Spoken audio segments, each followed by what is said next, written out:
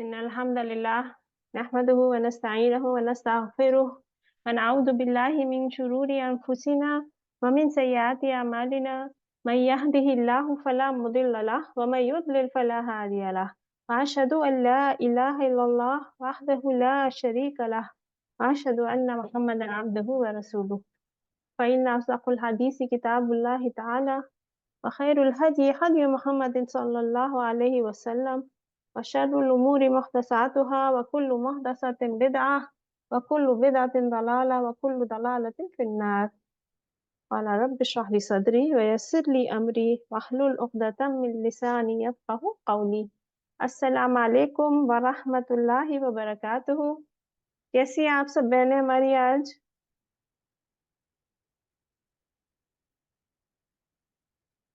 الحمدللہ اللہ کے اذن سے اللہ تعالیٰ نے ہمیں ایک اور موقع دیا کہ ہم اللہ کی خاطر جڑیں۔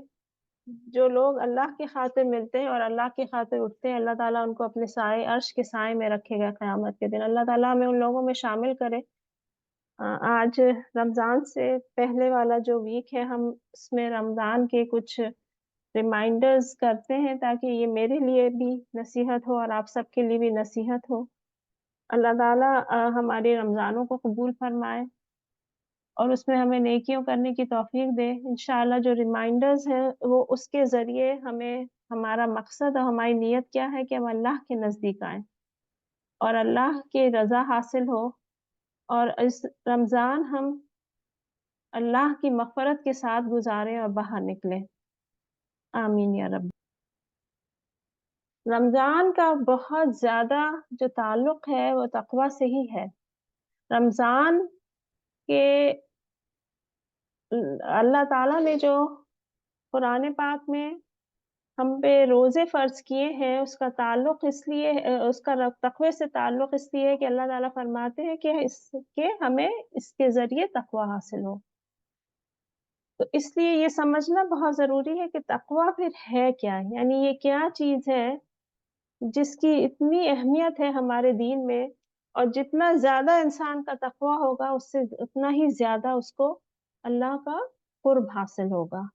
اور اللہ کا قرب جن کو حاصل ہو جائے، جو اللہ کے ولی ہو جائے، جو اللہ کے دوست ہو جائے، پھر ان کا تو پھر کامیابی ہی کامیابی ہے۔ دنیا میں بھی ان کو کامیابی ملے گی کہ ان کے اوپر اللہ تعالیٰ سکینہ نازل کرے گا، کنٹینٹمنٹ نازل کرے گا، شکر گزاری ان کو دے گا، اور آخرت میں تو کامیابی ہے ہی۔ پھر انسان کی موت کے وقت سے ہی اس کو خوشخبری مل جاتی ہے کہ وہ اللہ کی رضا میں آ گیا ہے۔ اب اس کو کوئی چیز کی نہ غم ہوگا نہ کسی چیز کا اس کو خوف ہوگا۔ دنیا کے سارے غم اور خوف انسان موت کے وقت بھلا دیتا ہے۔ تو ایک مومن کے لیے دراصل موت کیا ہے؟ اس کی نجات کا ذریعہ ہے۔ تو یہ جو زندگی ہے، ہم اس زندگی کے لیے تیاری کرتے ہیں اس زندگی میں کہ ہم موت کے بعد کی جو زندگی ہے، موت کے بعد ایک زندگی ہے۔ موت زندگی کو ختم نہیں کر دیتی ہے، جس طرح اکثر لوگ سوچتے ہیں کہ بس سب کچھ دنیا میں کر لو، سارے عیش و عشرت دنیا میں کر لو کہ موت کے بعد پھر تو موقع نہیں ملے گا۔ موت کے بعد ہی اصل موقع ملے گا ایک مومن کو۔ لیکن جس نے حلال اور حرام کا خیال نہیں رکھا، پھر اس کے سارے موقع اور دروازے بند ہو جاتے ہیں۔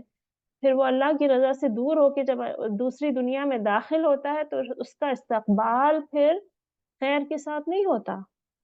دنیا کی بھی خیر اس سے ختم ہو جاتی ہے، اور آخرت میں تو اس کے لیے زیرو خیر ہوتی ہے، کوئی خیر ہی نہیں باقی ہوتی جو مشرک ہوتے ہیں۔ اللہ تعالیٰ ہمیں شرک سے بچا لے اور توحید کے ساتھ ہمیں رمضان میں داخل کرے۔ ہر طرح کے گناہوں سے استغفار کے ساتھ ہم رمضان میں داخل ہوں، ایک توبہ کریں، ایک عہد کریں کہ جو میجر سن ہے، اللہ تعالیٰ نے وعدہ کیا کہ اگر انسان گناہ کبیرہ سے بچ جائے گا تو گناہ صغیرہ اللہ تعالیٰ اس کے معاف کر دیں گے۔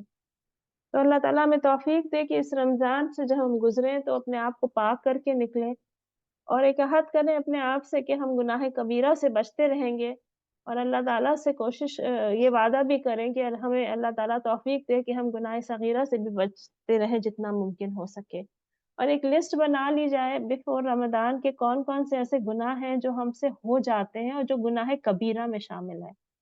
اور اگر ہو سکے آپ سب بہنیں وہ لسٹ ایک یہاں پہ جو جنرلی آپ سمجھتی ہیں گناہ کبیرہ ہے اور جو عام لوگ اس میں ملوث ہیں، اس کی ایک لسٹ اگر آپ ٹائپ کر دیں تو ہماری باقی بہنوں کے لیے بھی ایک ریمائنڈر ہوگا، اور ہم صرف اپنے آپ کے اندر نظر ڈال کے دیکھیں کہ ہم ان میں سے کون-کون سے ایسے گناہ ہیں جو ہمارے لیے آسان ہے کرنا اور کرتے چلے آ رہے ہیں، اور رمضان سے پہلے ہمیں اس میں توبہ کرنی ہے۔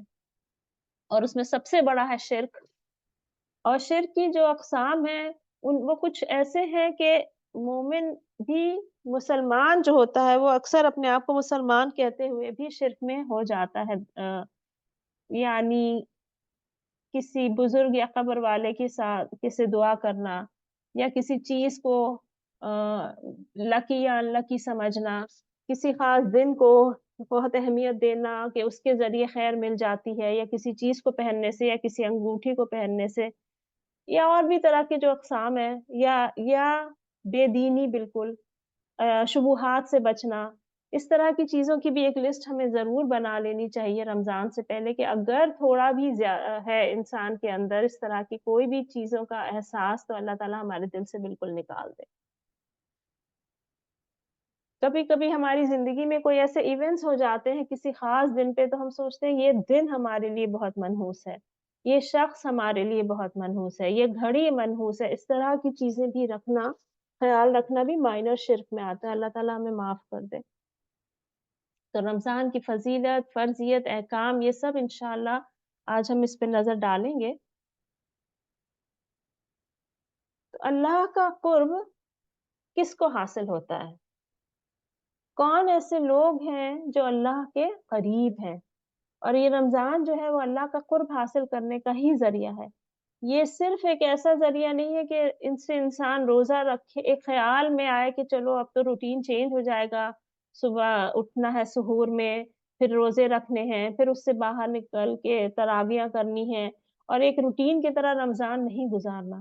رمضان کا احساس الگ ہوتا ہے، وہ احساس ہوتا ہے دل کا احساس، کہ ہمیں اس مبارک مہینے میں جب ہم داخل ہو تو اپنے دل کے ذریعے داخل ہوں، اس کے اندر ایک خوشی ہو کہ اللہ نے یہ مہینہ ہمیں نصیب کرایا ہے، اور اس خوشی کے ساتھ ایک ایفرٹ ہو کہ ہم اس میں زیادہ سے زیادہ نیکیاں کر کے اللہ کے قریب آئیں، اور ایک اللہ سے امید ہو کہ جب ہم یہاں سے اس رمضان ہم سے گزر جائے تو اللہ تعالیٰ ہمیں پاک صاف کر دے اس مہینے میں، اور آگے بھی مزید ہمیں اللہ تعالیٰ یہ کام کرانے کی توفیق دے۔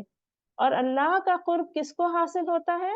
تقوی والے لوگوں کو، جن کے اندر تقوی ہوتا ہے۔ تو دراصل سمجھنا یہ بات ہے کہ تقوی پھر ہے کیا؟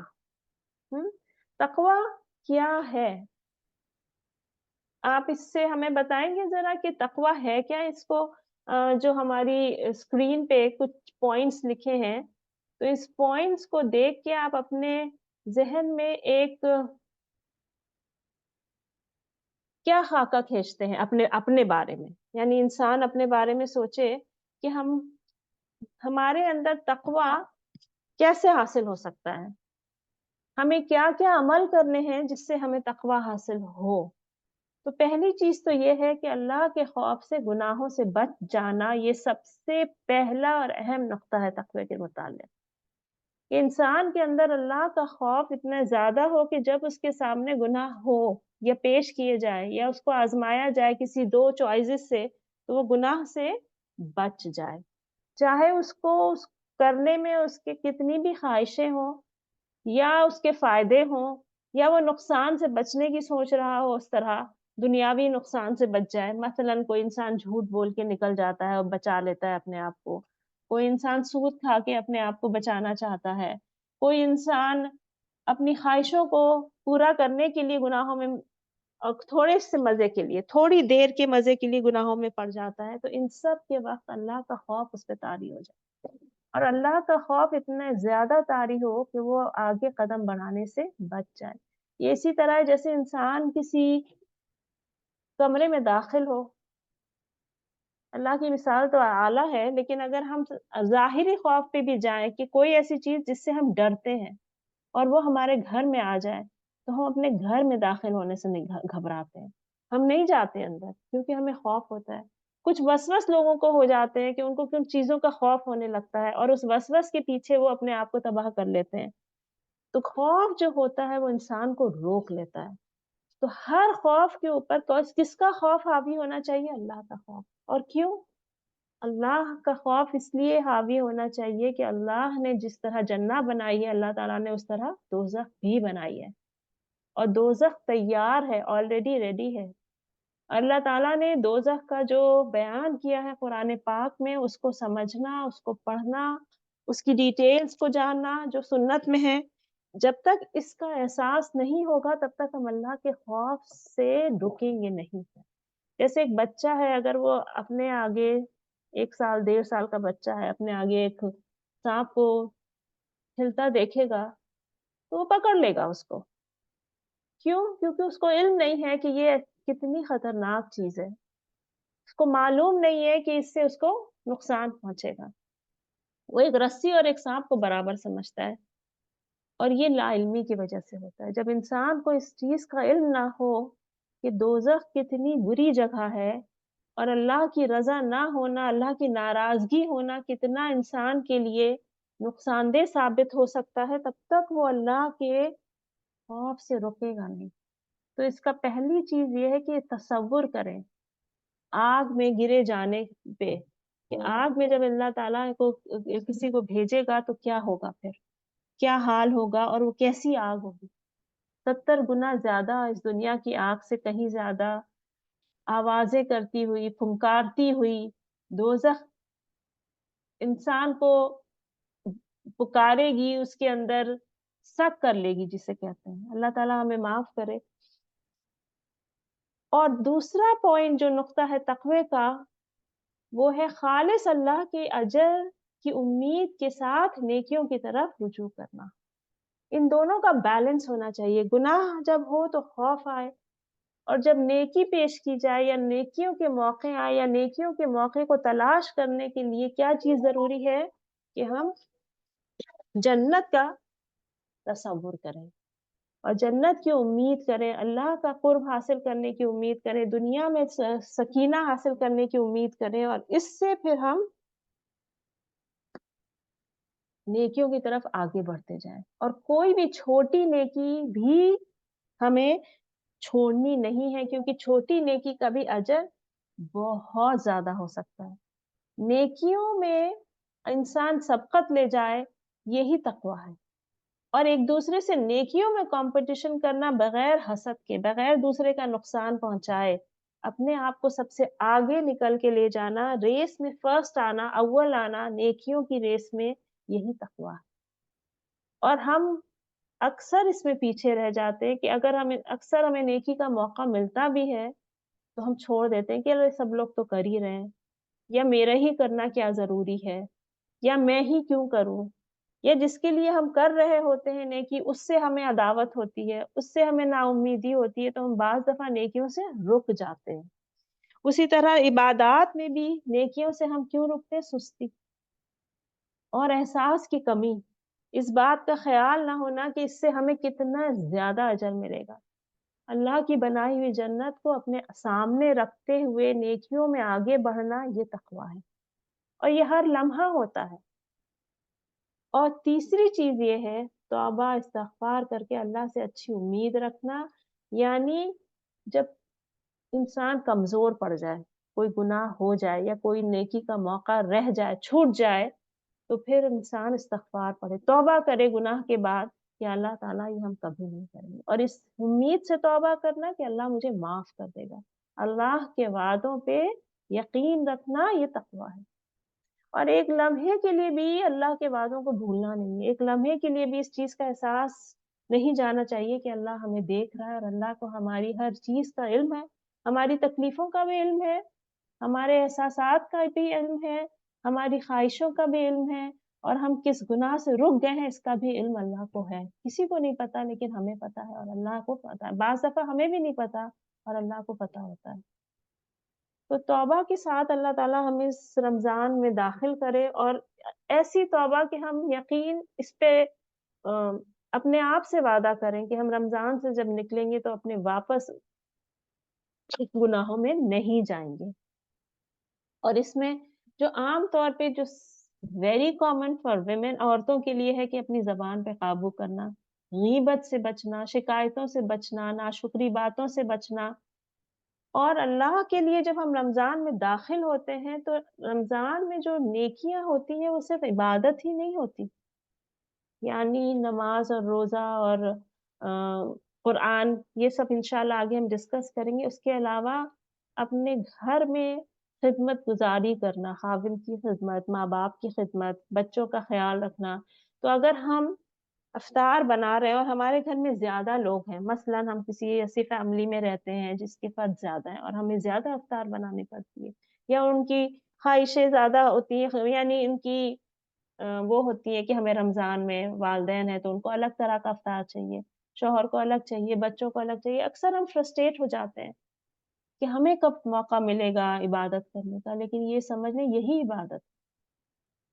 عبادت ہے۔ روزے دار کے کو کھانا کھلانا، اللہ نے ہمیں جو موقع دیا ہے نیکی کا، اسی کو عبادت سمجھ کے اسی میں شکر گزاری کریں اور اسی میں موقع نکال نکال کے اور زیادہ عبادت کریں۔ الجھن اور فرسٹریشن جو ہے وہ شیطان کی طرف سے ہوتا ہے۔ میری تو نیند نہیں پوری ہوتی، میرے چھوٹے بچے ہیں، میں کیسے اٹھ پاؤں گی سحری میں، اور پھر جھنجھلاہٹ، یہ شیطان کی طرف سے ہوتی ہے۔ اسی میں شکر کرنا کہ اللہ نے مجھے رمضان میں ایک بچے کی تربیت یا پرورش کرنے کا موقع دیا، یہی میرا فرض تھا اور اسی میں مجھے اللہ تعالیٰ سب سے زیادہ آگے بڑھائے گا۔ اس کو ہی جو ہے عبادت کی نظر سے رمضان میں دیکھیں گے ان چیزوں کو تو یہ ہمارے لیے نجات کا ذریعہ بنے گی، کیونکہ انسان اللہ کے نزدیک سب سے زیادہ قرب حاصل کیسے کرتا ہے؟ اپنے فرائض کے ذریعے۔ اور گھر میں گھر والوں کی طرف جو ہمارے فرائض ہیں یا جو بھی ہم نفلی کام کرتے ہیں، یعنی احسان کے لحاظ سے ان کے اوپر جو احسان کرتے ہیں، یہ سب کا اجر رمضان میں اور زیادہ ہے۔ تو رمضان ایک طرح کی پریکٹس ہے کہ رمضان کے بعد بھی ہم اس روٹین کو آگے بڑھا سکیں خوشی کے ساتھ، اللہ سے اچھی امید کے ساتھ۔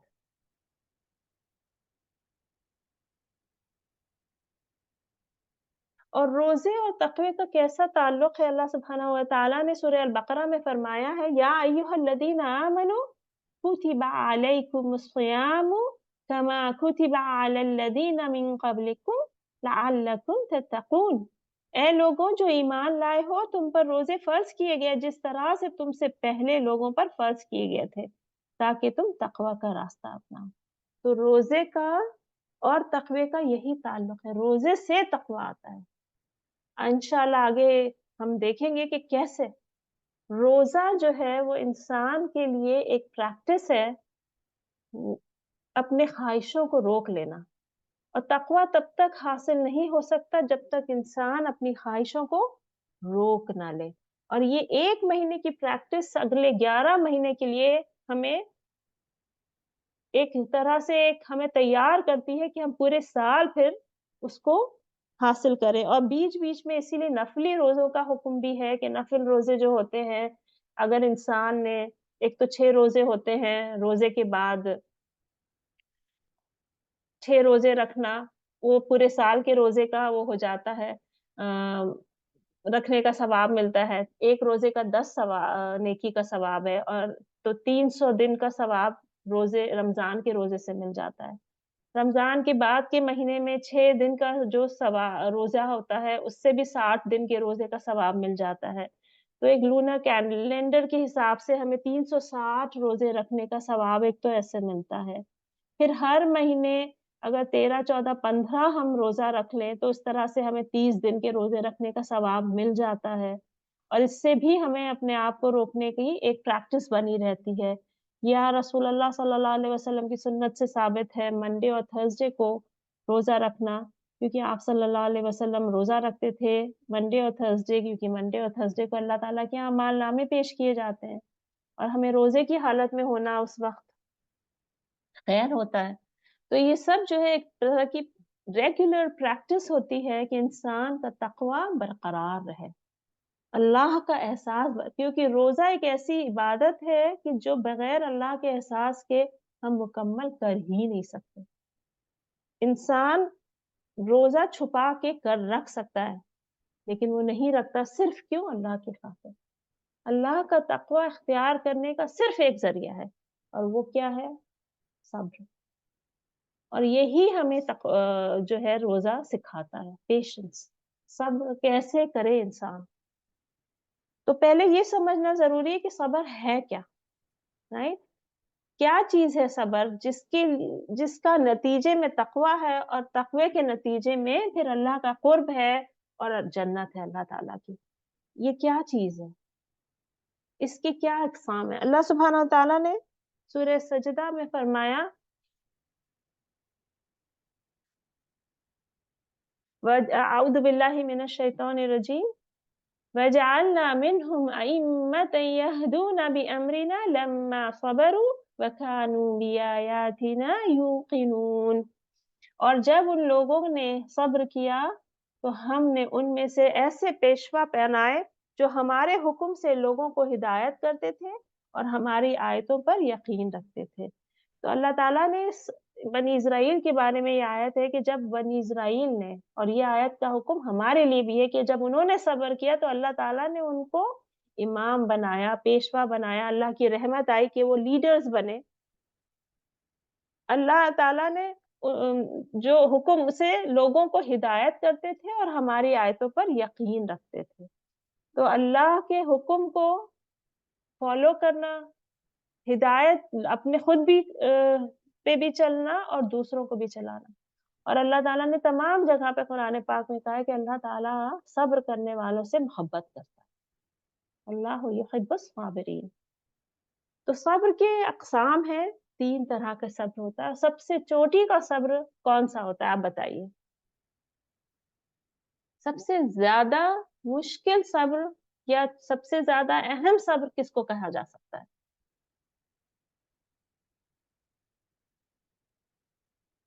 इन तीनों में।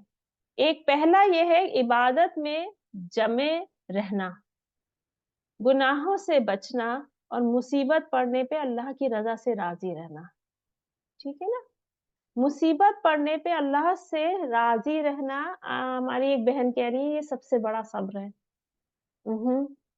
अमूमन हम यही समझते हैं कि ये सबसे बड़ा सब्र है, लेकिन सबसे बड़ा सब्र पहला है। नमाज़ में यकसू होके, बगैर किसी सोच के, फ़ोकस करके, तिलावत पे तवज्जो देके, इबादत में अपने आप को कायम रखना, ये सबसे बड़ा सब्र होता है और सबसे मुश्किल भी होता है। कितना वसवस डालता है इंसान जब नमाज़ पढ़ने खड़े हो और जो छोटे-बड़े काम सब याद दिलाने की कोशिश करता है। और अक्सर तो इंसान बहुत खुशू के साथ दाखिल होता है, लेकिन नमाज़ खत्म होते-होते खुशू खत्म हो जाती है, क्योंकि उसको दूसरे काम याद आने लगते हैं। और नमाज़ सबसे बेहतरीन अमल है सब्र हासिल करने की प्रैक्टिस करना। अगर हम सब चीज़ों का ख़्याल छोड़ के, सब काम छोड़ के वक़्त पे जैसे ही अज़ान हो बस हर चीज़ छोड़ दें, ऐसा मुमकिन भी मुश्किल से होता है। ये भी बहुत सब्र वाले लोगों के लिए मुमकिन होता है, कि आप जो काम कर रहे हो उसको छोड़ के फ़ौरन उठ के नमाज़ पे खड़े हो जाना। नमाज़ के लिए पहली चीज़ तो ये है कि वुज़ू को बहुत सब्र के साथ करना, एहतमाम के साथ करना, जल्दी-जल्दीबाज़ी में वुज़ू ना करना, ये भी सब्र की एक कोशिश है। और फिर नमाज़ पे खड़े हों, फिर भूल जाएँ कि क्या और काम थे और उसमें सब्र के साथ कितना भी वक़्त लगे 2 रकात या 3 रकात या 4 रकात जो पढ़नी है, उसको खुशू-ख़ुज़ू के साथ पढ़ना, ये सबसे बड़ा सब्र और बहुत मुश्किल होता है इंसान के लिए। और ये इसका सबसे ज़्यादा अजर है कि जिसकी नमाज़ अल्लाह ने कबूल फरमा ली, तो फिर उसका हिसाब आसान हो जाता है। फिर उसके लिए तो कुछ मुश्किल ही नहीं है। तो नमाज़ जो है वो ऐसी इबादत है जिसमें सबसे ज़्यादा सब्र मुश्किल तो है, लेकिन सबसे ज़्यादा अल्लाह ताला की मदद से इंसान करता भी है और कोशिश करनी चाहिए इसमें सबसे ज़्यादा सब्र। और जिसने ये कर लिया उसकी ट्रेनिंग फिर सब्र की बहुत स्ट्रॉन्ग हो जाती है। इसीलिए नमाज़ जो है तन्हा अनिल फ़हशा वल मुनकर, रोकती है फ़हशा और मुनकर से। कैसे? जब इंसान के अंदर अपनी ख़्वाहिश को रोक के इवन बोलना भी नहीं, नमाज़ तो ऐसी इबादत है जिसमें बोलने का भी सब्र है। आप पीछे किसी से बातें करने की आवाज़ें आ रही हैं, सुन रहे हैं, आपके घर कोई 4 मेहमान आए, आप बातों में मशगूल थे और सडनली आपको उठ के नमाज़ पढ़ने जाना पड़े। और आप बिल्कुल कोशिश ये करें कि आपको किसी की आवाज़ ना आए या आप तवज्जो ना दें, ये कितना बड़ा सब्र है। اور جلدی نہ کریں کہ مجھے بھی جا کے وہ جوائن کرنی ہے وہ ساری باتیں. آج کل بچوں میں یہی صبر تو نہیں ہے. ویڈیو گیمز اور ایون حلال، وہ کہتے ہیں تو حلال ہے، لیکن حلال تو ہے مگر اس سے تمہیں نماز کی خشوع چلی جاتی ہے. کتنے میچز ہو رہے ہوتے ہیں، فائنلز ہو رہے ہوتے ہیں اور آپ نماز کے لیے نہیں اٹھ رہے ہوتے ہیں. آپ کے گھر کوئی آ رہا ہے، دعوت ہو رہی ہے تو آپ کی نماز ڈسٹرب ہو جاتی ہے. بچوں کی طرف سے اکثر ہوتی ہے توجہ، لیکن ایک چیز کا خیال رکھیں، چھوٹے بچے ہیں، ہماری اکثر خشوع و خضوع میں کمی آ جاتی، اس کی پکڑ اللہ کے یہاں نہیں. جس چیز کے لیے آپ ذمہ دار نہیں ہیں، اس کی پکڑ بھی اللہ کے یہاں نہیں ہے. اکثر مسجدوں میں بچے شور کرتے ہیں تو لوگ ناراض ہوتے ہیں کہ بچے شور کر رہے ہیں، میری نماز ڈسٹرب. اللہ اس کے لیے آپ کو نہیں پکڑے گا کیونکہ ان کا بچوں کے اوپر آپ کا اقتدار نہیں ہے. اگر ہو بھی گئی تو اللہ اجر دینے والا ہے نا، اجر تو اللہ کے ہاتھ میں. آپ کوئی ایسا کام نہ کریں جس کی وجہ سے، اگر آپ کا بچہ چھوٹا ہے، آپ کو چھوٹی نماز پڑھنی پڑ رہی ہے، کوئی حرج نہیں ہے. اللہ اس کا ملٹیپلائڈ اجر دے گا. کئی گنا زیادہ کوانٹٹی اینڈ کوالٹی دونوں کے اجر میں اللہ اضافہ کرتا ہے نیکیوں میں. یہ فرق ہے. نیکیوں کا جو اجر ہے وہ کوانٹیٹیولی یعنی اس کی مقدار بھی زیادہ ہوتی ہے اور اس کی کوالٹی بھی بہت زیادہ ہو سکتی ہے، ڈیپینڈنگ کہ انسان نے کس نیت سے نیکی کی ہے. یعنی ایک نیکی کا 10 گنا منیمم، اس سے کہیں زیادہ 700 گنا اور کہیں بے حساب اجر ہے. اور اس کی خاصیت میں بھی، اس کی کوالٹی میں بھی، اس کی صفات میں بھی بہت زیادہ اجر ہے، ڈیپینڈنگ کہ آپ کی نیت کیا تھی. لیکن بدی جو ہوتی ہے، گناہ جو ہوتے ہیں، اس کی کوانٹٹی میں اللہ اضافہ نہیں کرتا. ایک گناہ کا ایک ہی بدلہ ہے، گناہ کا سزا ہے، لیکن اس کی کوانٹٹی یعنی کوالٹی میں اضافہ ہو سکتا ہے. عذاب علیم ہو سکتا ہے، عذاب مہین ہو سکتا ہے، عذاب عظیم ہو سکتا ہے. یعنی اتنا زیادہ اس کو بڑھا کرا کے اللہ تعالیٰ محسوس کرا سکتا ہے. یہ فرق ہوتا ہے. اللہ کی رحمت ہے کہ اللہ تعالیٰ نیکیوں میں بہت زیادہ اس کی کوانٹٹی بڑھا کے دیتا ہے، لیکن بدی میں اس کی کوانٹٹی نہیں یعنی نمبر میں اضافہ نہیں کرتا. ایک گناہ کا ایک ہی وہ ہے. رمضان ایک پریکٹس ہے کہ ہم گناہوں سے بچتے ہیں. سب سے پہلے نماز، اس کے بعد گناہوں سے بچنے میں بھی بہت صبر چاہیے. یہ سیکنڈ لیول کا. اس میں کیا ہے کہ لیول تو خیر یہ بھی بہت بڑا ہے کیونکہ گناہوں سے بچنا سب سے پہلے ضروری ہے. آپ نے نیکیاں بہت کی لیکن میجر سن بھی کر لیا اور آپ نے توبہ نہیں کری اور یا اللہ نے معاف نہیں کیا تو وہ سبب بن جائے گا انسان کا دوزخ میں جانے سے. تو سب سے اول کیا ہے؟ اپنے آپ کو گناہوں سے روکنا سب سے اول ہے.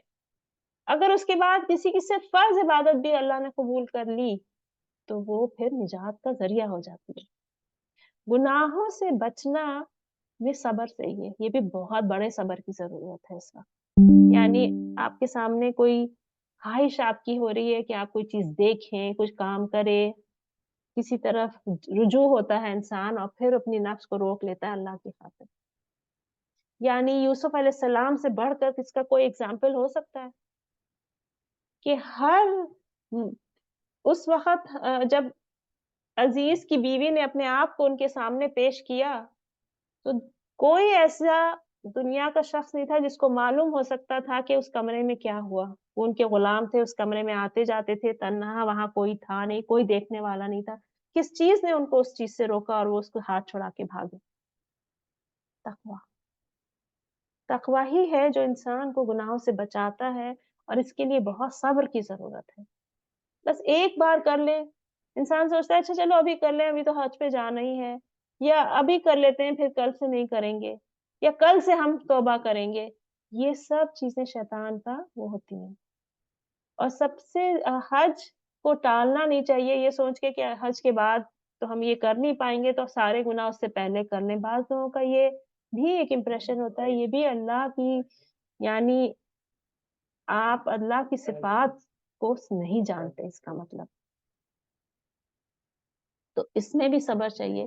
یہ تیسرا جو ہے وہ آخری درجے کا صبر ہوتا ہے، مصیبت پڑنے پہ اللہ کی رضا سے راضی رہنا. یہ تو at the end of the day وقت کے ساتھ لوگوں کے اندر آ ہی جاتا ہے. حالانکہ سب سے افضل صبر اس وقت کیا ہے کہ جب مصیبت کی خبر سنے उस वक्त खामोशी इख्तियार करके अल्हम्दुलिल्लाह कहें, अला कुल्ली हाल, अल्हम्दुलिल्लाह अला कुल्ली हाल। ये तकवा वाले लोगों का ये जवाब होता है। जब मुसीबत आए तो क्या कहे, अल्हम्दुलिल्लाह अला कुल्ली हाल। लेकिन मुसीबत आई है, अब सब्र तो आना ही आना होता है। एक ईमान अगर है तो सब्र आ ही जाता है। कुफ्र से बच जाता है इंसान। तकवा जो है इंसान को मुसीबत पड़ने पर अल्लाह से शिकायत करना, अल्लाह से नाराज होना, इससे बचा लेता है। और ये तकवे वालों की निशानी है। तो और तकवा इसीलिए इतना इम्पोर्टेंट है कि इन तीनों मकाम पे हम हर तरह से आगे निकले, हर तरह से। यही रेस है दुनिया की।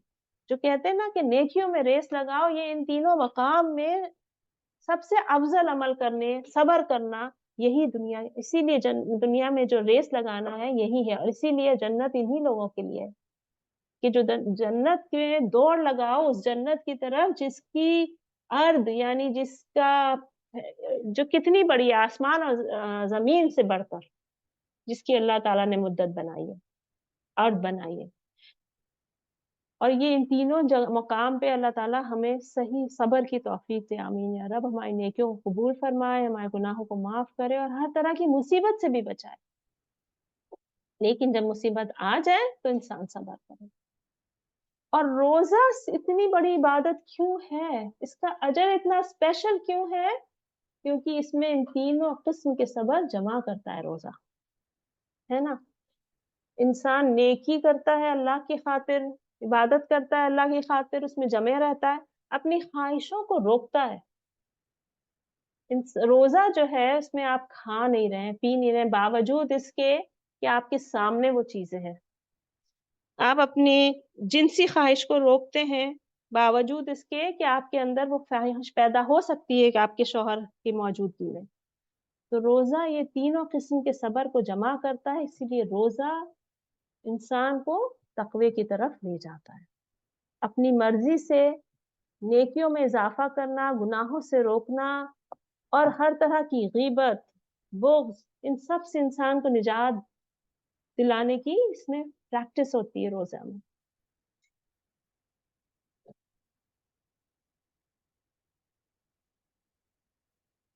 रोजे का अजर भी इसीलिए बहुत स्पेशल है क्योंकि ये इतनी स्पेशल इबादत है। इसमें हर तरह के सब्र इंसान करता है। नमाज में बोलने का सब्र है लेकिन वक्ती है, यानी आपने 5 मिनट 10 मिनट किया। नमाज में भी सब्र है बहुत ज्यादा। और ये हर थोड़ी थोड़ी देर पे दिन में 5 दफा है। रोजा जो एक महीने की इबादत है, फर्ज इबादत है, साल में एक दफा करना है। और ये 30 दिन का रोजा होता है और इसकी स्पेशल अल्लाह ताला ने रोजे का अजर भी दिया है, नफिल रोजे का भी और फर्ज रोजे का तो खैर बहुत है ही है। रसूल अल्लाह सल्लल्लाहु अलैहि वसल्लम ने फरमाया, अल्लाह ताला का फरमान है, इब्ने आदम का रोजे के अलावा हर अमल उसके लिए है क्योंकि रोजा मेरे लिए है और उसका अजर भी मैं दूंगा। अल्लाह की कसम, जिसके हाथ में मोहम्मद की जान है, रोजेदार के मुंह से आने वाली महक अल्लाह के नजदीक कस्तूरी की खुशबू से भी ज्यादा खुशबूदार है। यानी अल्लाह ताला ने कहा ये एक सरप्राइज गिफ्ट होगा हमें जो मिलेगा। जो सबसे इम्पोर्टेंट या सबसे अहम गिफ्ट होता है ना, वो स्पेशल दिया जाता है, किसी को बता के नहीं दिया जाता। एक स्पेशल पैकेट में अक्सर हम दुनिया में भी देखते हैं कि जो सबसे अच्छा एंड में सबसे सरप्राइज मिला, राइट। तो रोजा एक ऐसा गिफ्ट होगा, उसका अजर जो अल्लाह ने खास अपने लिए रखा हुआ है। क्यों? क्योंकि हमने रोजा अपने पास अल्लाह ने रखा हुआ है हमारे लिए, क्योंकि हमने रोजा सिर्फ अल्लाह के रजा के लिए रखा हुआ है। अगर कोई इंसान कहे मैं रोजे से हूं तो कोई दुनिया का शख्स साबित नहीं कर सकता कि ये रोजे से नहीं है। और अगर कोई इंसान सुबह कहे मैंने रोजा रखा हुआ है और जाके वो खा पी ले या अपनी ख्वाहिशों को पूरा कर ले तो किसी को नहीं पता चल सकता सिवाय अल्लाह के। तो दरअसल रोजे से इंसान जब होता है तो सिर्फ अल्लाह की खातिर होता है। नमाज पढ़ेगा तो लोगों को नजर आएगा, या अक्सर लोगों के उससे भी इंसान पढ़ता है कि सब पढ़ रहे हैं तो मैं भी पढ़ लूं। रोजा इंसान सब रख रहे हैं तो मैं भी रख लूं की नियत से रोजा रखने के बावजूद भी अगर कमजोर इंसान है या धोखा देना चाहे तो रोजा तोड़ सकता है। लेकिन वो नहीं ऐसा करता। और ये अल्लाह ताला, इसका अल्लाह ताला शाकिर शकूर है। اللہ تعالیٰ انسان کے جب روزہ اللہ کے لیے رکھتا ہے تو اللہ کا اجر کتنا زیادہ ہوگا، آپ امیجن کریں۔ جب ہمیں کوئی ہمارے لیے کوئی کام کرتا ہے تو ہم اس کا شکریہ ادا کرتے ہیں، ایک انسان ہو کے انسان، اللہ کی مثال تو اعلیٰ ہے، انسان دوسرے کو دکھانا چاہتا ہے کہ وہ بھی شکر گزار ہے تو وہ اس کا بدلہ دینا چاہتا ہے لوگوں کو، لوگ ایک دوسرے کو۔ اللہ کی طرف سے جب بدلہ آئے گا، اللہ کی طرف سے جب اجر آئے گا تو وہ کیا خوب ہوگا، اس کا تو ہم امیجن بھی نہیں کر سکتے کتنا اجر ہے روزوں کا۔ اور اس میں رمضان کے جو روزے ہوتے ہیں اس میں عبادت کا اجر بہت زیادہ ہے، اسی طرح گناہ کرنے کا بھی نقصان زیادہ ہے۔ جب رمضان کی پہلی رات آتی ہے، شیاطین اور سرکش جن زنجیروں میں قید کر دیے جاتے ہیں اور دوزخ کے دروازے بند ہو جاتے ہیں اور ایک بھی دروازہ اس کا نہیں کھلا ہوتا۔ جنت کے دروازے کھول دیے جاتے ہیں اور ایک بھی دروازہ اس کا نہیں بند ہوتا۔ ایک پکارنے والا پکار اٹھتا ہے، اے بھلائی کو تلاش کرنے والے آگے بڑھو، اے برائی کو تلاش کرنے والے رک جاؤ، اور اللہ کے پاس ہیں وہ جن کو وہ آگ سے چھڑاتا ہے، اور یہ ہر رات ہوتا ہے۔ یعنی جو انسان گناہ کرتا ہے رمضان سے پہلے اور رمضان میں آ کے توبہ کرے، استغفار کرے، بچ جائے تو اللہ تعالیٰ اس کو دوزخ کی آگ سے چھڑا دیتا ہے۔ اور اس میں مدد کون کرتا ہے؟ اللہ کی طرف سے کیا آتی ہے کہ جو سرکش جن ہیں، جو انسان کو برائیوں کی طرف لے جانے والے سرکش جن ہیں، ان کو اللہ تعالیٰ قید کر دیتا ہے۔ دوزخ کے دروازے بند ہو جاتے ہیں اور ایک بھی دروازہ اس کا نہیں کھلا ہوتا، اور جنت کے دروازے کھول دیے جاتے ہیں اور ایک بھی دروازہ اس کا نہیں بند ہوتا۔ اللہ کی رحمت نازل ہوتی ہے۔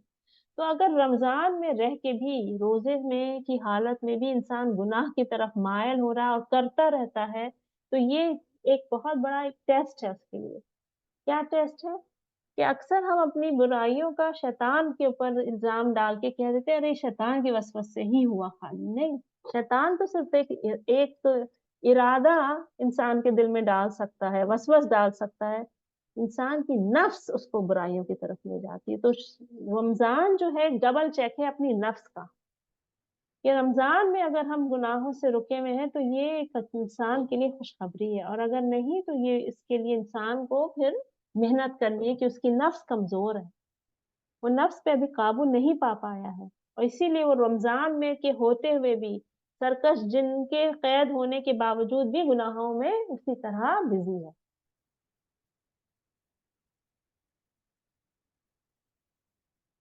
اللہ سبحانہ تعالیٰ فرماتے ہیں کہ رمضان کا مہینہ وہ ہے جس میں نازل ہوا قرآن، جو لوگوں کے لیے ہدایت ہے اور حق و باطل کے درمیان فیصلہ کن ہے۔ تو رمضان کی خاصیت کیا؟ رمضان اہم کیوں ہے؟ قرآن کی وجہ سے۔ تو دراصل سب سے اہم چیز ہماری زندگی میں ہونی کیا چاہیے؟ قرآن۔ قرآن اس مہینے میں نازل ہوا، بلکہ پچھلی کتابیں بھی رمضان کے مہینے میں ہی نازل ہوئی تھی۔ اللہ تعالیٰ نے بہترین کتاب ایک بہترین مہینے میں ایک بہترین رسول صلی اللہ علیہ وسلم کے اوپر اتاری، ایک بہترین امت کے لیے۔ تو ہمیں اگر اس امت میں بہترین بننا ہے اور اس بہترین امت کا حصہ بننا ہے تو ہمیں قرآن سے اپنے آپ کو جوڑنا ہے۔ قرآن سے جوڑنے کا مطلب کیا ہے؟ قرآن کی تلاوت اور اس کی تفسیر سمجھنا، پڑھنا اور اس کو اپنی زندگی میں عمل میں لانا، اس کو حق ادا کرنا۔ قرآن کا حق ادا کرنے کا کیا مطلب ہے؟ کہ ہر چیز کو جو ہم سیکھیں اس کو اپنی زندگی میں عمل کریں۔ تو پہلے تو یہ پتا ہی ہمیں کیسے چلے گا کہ گناہ ہے کیا؟ قرآن سے ہی پتا چل سکتا ہے اور سنت سے۔ تو قرآن کا علم ہی ہمیں دراصل گناہوں سے روکتا ہے، کہ جب ہمیں پتہ ہی نہیں کہ گناہ ہے کیا تو ہم اس سے روکیں گے کیسے؟ آج کل کے زمانے کا کنفیوژن ہی یہی ہے کہ ہم یہی نہیں بعض دفعہ سائفر کر پاتے کہ گناہ ہی ہے یہ چیز یا نہیں ہے۔ ہم جسٹیفائی کرتے ہیں بعض چیزوں کو جو دراصل بہت گناہ ہوتا ہے، اور اب تو ایسے ایسے گناہ کو لوگ جسٹیفائی کرنے لگے ہیں جس میں کہ ہومو سیکشوالٹی تک جسٹیفائی ہو جاتی ہے۔ اللہ تعالیٰ ہمیں معاف کرے۔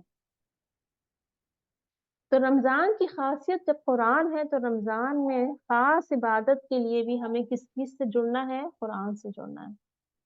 تراویحوں میں بھی قرآن کی تلاوت میں زیادہ وقت گزارنا، تراویحوں کے باہر بھی قرآن کی تلاوت میں زیادہ وقت گزارنا، اور ایک عہد کرنا کہ رمضان سے شروع کریں گے لیکن رمضان کے بعد قرآن کو سیکھنا، سمجھنا اور اس پہ عمل کی نیت سے، صرف اس لیے نہیں کہ بس ہم نے پڑھ لیا، سن لیا اور پھر جب اس پڑھائی سے اور اس کلاس سے باہر نکلے تو اپنی زندگی میں کوئی چینج نہیں کیا۔ یہ سب سے بڑی غلطی ہم سب سے ہوتی ہے کہ ہم اپنی زندگیوں میں چینج نہیں لاتے، یعنی ایفرٹ نہیں کرتے کہ ہم اس میں کیا ایسی چیز کریں کہ ہماری نیکیوں میں اضافہ ہو جائے، یا ہم کوئی ایسے کام کیا کریں کہ ہم گناہوں سے اور مزید رکتے چلے جائیں۔ کچھ لوگوں کا ساتھ چھوڑنا پڑے تو چھوڑ دیتے ہیں، کوئی بات نہیں، اور اللہ تعالیٰ بہترین دوست دے گا۔ کچھ جگہوں سے نکل کے دوسری جگہ جانا ہے تو چلے جاتے ہیں، اللہ تعالیٰ اس سے بہتر جگہ دے گا۔ صحابہ اکرام نے تو ہجرت کی تھی۔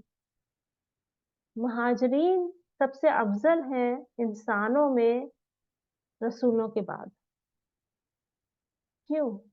کیونکہ انہوں نے اللہ کی خاطر، اللہ کے نازل ہوئے قرآن پہ عمل کے لیے اپنا سب کچھ چھوڑ دیا اور جان دینے کے لیے بھی تیار تھے اور دی، اور اسی کا نتیجہ ہے جو آج اسلام پہ ہم چل رہے ہیں۔ تو رمضان میں جو خاصیت ہے وہ یہ ہے کہ اللہ تعالیٰ نے اس مہینے میں قرآن اتارا ہے، تو اس سے ہمیں قرآن کی خاصیت پتہ چلتی ہے کہ یہ ہمارے لیے کتنی اہم کتاب ہونی چاہیے ہماری زندگی کے لیے۔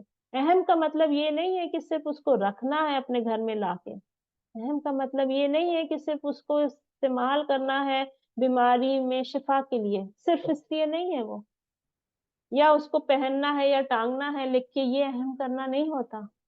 اہم کا مطلب یہ ہے کہ اس کو اپنی زندگی میں اتارنا ہے، جیسے آپ صلی اللہ علیہ وسلم کی زندگی ہی قرآن تھی، اور یہ کیسے ہو سکتا ہے؟ جب تک ہم سنت پہ عمل نہیں کریں۔ تو سنت کو بھی سمجھنا، اللہ کے رسول صلی اللہ علیہ وسلم کی سیرہ کو بھی سمجھنا، اور سیرہ کا بہت ضروری ہے سمجھنا۔ ہمارا ایک انگلش میں سیرہ کا کورس ہے جو ریکارڈڈ ہے اور جو اویلیبل ہے، انشاءاللہ اس کا لنک بھی آپ کو پوسٹ کر دیں گے، اگر ہو سکے تو رمضان کے بعد یا اگر رمضان میں وقت ہو تو اس کو ضرور سنیے گا۔ اور رمضان میں ایک تو قرآن سے جڑنا ہے، اور قرآن سے جب جڑنا ہے تو یعنی ہمیں یہ بھی پتہ چلتا ہے کہ رسول اللہ صلی اللہ علیہ وسلم کے پاس جبریل علیہ السلام رمضان میں آتے تھے روز قرآن کو دہرانے کے لیے، اور آخری سال انہوں نے 2 دفعہ رسول اللہ صلی اللہ علیہ وسلم سے قرآن سنا۔ تو ہمیں بھی تلاوت میں اضافہ کرنا ہے، سارے کام جو اور ایکسٹرا ہیں اس میں کوشش کرنی ہے کہ ٹائم مینجمنٹ ایسے کریں کہ کہیں نہ کہیں ایسا وقت نکالیں کہ ہم زیادہ سے زیادہ وقت جو بھی ملے بیچ بیچ میں، اب تو الحمدللہ فون اور ہر جگہ اویلیبل ہے، اگر آپ کے پیریڈز بھی چل رہے ہیں تو بھی آپ فون سے تو قرآن کی تلاوت کر سکتے ہیں، اس میں کوئی حرج نہیں ہے۔ پیریڈز کے ٹائم میں دوسری جو عبادت ہے وہ دعا ہے، دعا ہی عبادت ہے، اصل میں دعا جو ہے وہ بہت بڑی عبادت ہے، اس کو ہم نہیں سمجھ پاتے۔ اللہ سے اپنی مشکلوں کی آسانی کے لیے دعا کرنا، اپنی مغفرت کے لیے دعا کرنا، اپنے گناہوں سے بچنے کی دعا کرنا، کسی بھی طرح کی چھوٹی بڑی دعا جو ہے یہ سب عبادت میں شامل ہے، اور جو عبادت سے جو دعا سے رک جاتا ہے وہ دراصل عبادت سے رک رہا ہے۔ بعض لوگ کہتے ہیں بہت دعا کر لی اب نہیں کرتے، اب پوری نہیں ہوتی، یہ دراصل عبادت نہیں ہے، یہ عبادت کی نفی ہے۔ اللہ کو پسند ہے کہ انسان اللہ سے دعا کرے۔ انشاءاللہ وینسڈے کو ہماری فقہ دعا پہ انگلش میں ورکشاپ بھی ہے اسی وقت پہ۔ رسول اللہ صلی اللہ علیہ وسلم نے فرمایا 3 ایسے ہیں جن کی دعا رد نہیں ہوتی: ماں باپ کی دعا، روزے دار کی دعا اور مسافر کی دعا۔ تو روزے دار کی دعا رد نہیں ہوتی، یہ بہت اچھا موقع ہے رمضان میں کہ یہ اس میں دعاؤں کو بہت زیادہ اپنے انکلوڈ کریں، تلاوت کے ساتھ ساتھ دعاؤں کو بہت زیادہ، جو مسنون دعائیں ہیں، جو سب سے بہترین دعائیں وہی ہوتی ہیں جو نبیوں نے مانگی۔ ہماری ایک بک بھی پبلش ہوئی ہے جس میں نبیوں کی دعائیں ہیں، اس کو بھی آپ ڈاؤن لوڈ کر لیجئے اور اس کو بھی پڑھیے۔ اس کے علاوہ بہت سی جتنی بھی مسنون دعائیں ہیں قرآن اور حدیث سے ثابت ہیں وہ سب پڑھیں، صبح شام کی دعائیں پڑھیں۔ رمضان ایک بہترین اور آپ کو محسوس ہوگا کہ رمضان میں وقت میں برکت بہت ہو جاتی ہے۔ اور ایک اور حدیث میں آتا ہے ہر افطار کے وقت اللہ کے پاس کچھ لوگ آزاد ہوتے ہیں آگ سے، اور یہ ہر رات ہوتا ہے۔ اور جب افطار کا وقت آتا ہے اس وقت کی دعا بھی بہت قبول ہوتی ہے۔ اس وقت استغفار بہت زیادہ پڑھیں، سحور کے وقت استغفار بہت زیادہ پڑھیں، یہ بہت امپورٹنٹ ہے رمضانوں کے لیے۔ رمضان میں اور کون سی عبادت کو ہمیں اس میں لانا ہے؟ جود و سخاوت، زکوٰۃ کے علاوہ اور زیادہ خیرات کرنا، مال خرچ کرنا، اور بھی جس طرح بھی ہم چیریٹی کر سکتے ہیں، یعنی خدمت گزاری بھی عورتوں کے لیے بہت بڑی ایک چیریٹی ہے۔ یعنی ہم اگر ہمارے پاس مال کی کمی بھی ہے تو ہماری خدمت گزاری سے ہم اس کو پورا کر سکتے ہیں۔ ایک اپنے شوہر کو کھانا کھلانا یا بنانا بھی بہت بڑی ایک خدمت گزاری ہے، لیکن کیا اس کا مطلب یہ ہے کہ ہم طرح طرح کے پکوان بنانے لگیں کیونکہ ہمیں رمضانوں میں خدمت گزاری زیادہ کرنی پڑتی ہے؟ نہیں، رمضانوں میں جتنا سمپل ہو سکے اتنا اپنا وقت نہ نکالیں، لیکن اگر شوہر کی کوئی ڈیمانڈ ہے اس کو آپ پورا کر رہے ہیں تو الگ بات ہے۔ بچوں کی کوئی خاص پسند ہے اور اس کی وجہ سے وہ روزہ رکھنے کی ان کو ترغیب ملتی ہے تو اس کو بھی آپ کریں، لیکن اپنی طرف سے بہت زیادہ وقت ضائع نہ کریں ایسی چیزوں کو پکانے میں کہ جس سے آپ کا وہ وقت جس وقت آپ کو عبادت کرنی ہو وہ نہ ملے۔ لیکن اگر کسی کو پکانا ہی ہے اور پکانا پڑتا بھی ہے اور اس میں کوئی حرج بھی نہیں ہے تو اس وقت زبان سے استغفار پڑھتے رہیں، زبان سے دعائیں کرتے رہیں، جو اسی لیے دعاؤں کو یاد کریں۔ یعنی رمضان کی تیاری 1 مہینہ پہلے یا 2 مہینہ پہلے سے یہی ہونی چاہیے کہ ہم دعاؤں حفظ کر لیں، تاکہ رمضان میں چلتے پھرتے بھی ہمیں دعا پڑھنی پڑے۔ اکثر لوگ جاب کر رہے ہوتے ہیں یا ہماری خواتین بہنیں بھی جاب کر رہی ہیں، اب ان کو صبح اٹھ کے اتنا وقت نہیں ہے کہ بیٹھ کے جانماز پہ بہت دعائیں پڑھ سکیں، تو جہاں بھی ہیں آپ اگر حفظ ہیں دعائیں، مسنون دعائیں، تو آپ کے لیے یہ اس بہت اچھا موقع ہوتا ہے کہ گاڑی میں آپ دعائیں کو حفظ کو پڑھتے چلے جائیں، صبح شام کی دعائیں یا نماز کے بعد کی دعائیں آپ چلتے پھرتے بھی پڑھ سکتے ہیں، اگر آپ کے پاس وقت نہیں ہے بیٹھ کے جانماز۔ اگر ہے تو یہ بیسٹ ہے کہ جانماز پہ بیٹھ کے پڑھیں، نہیں ہے تو چلتے پھرتے پڑھ سکتے ہیں۔ اس کے علاوہ حفظ آپ یعنی قرآن کی تلاوت اگر آپ گاڑی میں ہیں تو سنیں، نہیں کر سکتے تو اس وقت سنا کریں، اس سے بھی حفظ آسان ہو جاتا ہے ہمارے لیے۔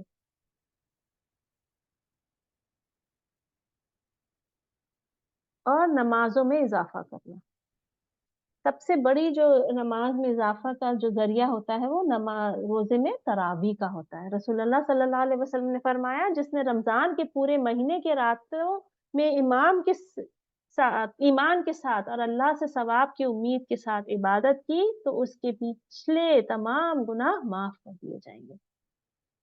تو رمضان کی تراویحوں کا اہتمام کرنا، کوشش کرنا، اگر مسجد میں پڑھ سکے انسان تو بہتر ہے، مردوں کے لیے تو وہی بہتر ہے، حالانکہ یہ نفل عبادت ہے، انسان اپنے گھر میں بھی کر سکتا ہے۔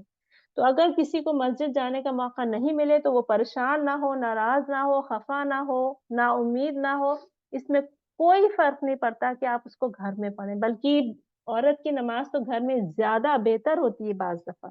اگر آپ ایسے علاقوں میں ہیں جہاں آپ کو مسجد جانا مشکل ہے تو بہتر ہے کہ آپ گھر میں پڑھیں۔ عورت کو تو اللہ نے بہت ہی آسانیاں دی ہیں اس معاملے میں، اور مردوں کے لیے بھی فرض نماز کے علاوہ باقی نمازوں کے لیے گھر میں پڑھنے کا ہی بہتری ہے کہ آپ اپنے گھروں کو بھی عبادت سے خالی نہ رکھیں۔ لیکن اگر مسجد میں نماز ہو رہی ہے اور تراویح ہو رہی ہے تو مرد وہاں جائیں اور اس میں شامل ہو، کیونکہ جماع کے ساتھ ایک کام کرنا، مل کے کام کرنے میں بہت خیر و برکت ہوتی ہے۔